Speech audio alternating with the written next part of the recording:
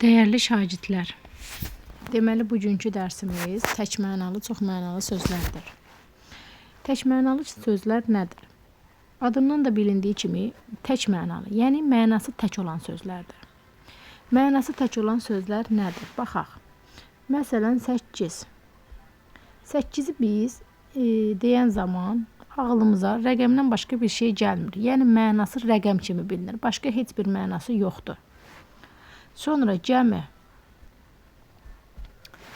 sonra qatar, qatar.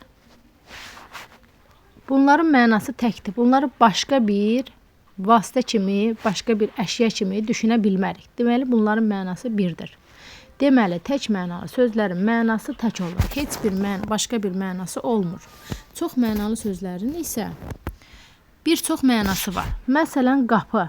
Bax, qapı sözü, evin qapısı var, tövlənin qapısı var, yolun qapısı var.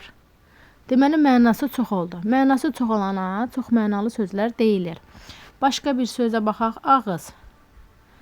Məsələn, insanın ağzı var, uşağın ağzı var, qapının ağzı var. Mənası çox oldu. Və yaxud da diş.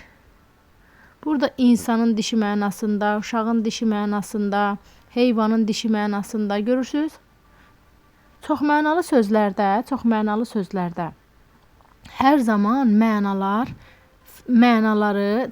mənası eyni olur. Yəni eyni mənada olur çox mənalı sözlər. Yəni biz deyirik burada ağız, insanın ağzı, yəni çıxış nöqtəsi nəzərdə tutulur.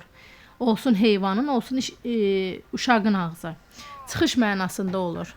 Başa düşürsünüzmü məni? Yəni çox mənalı sözlər eyni nitq səslərinə aid olur. Yəni mənaları eyni olur. Başa düşürsünüz?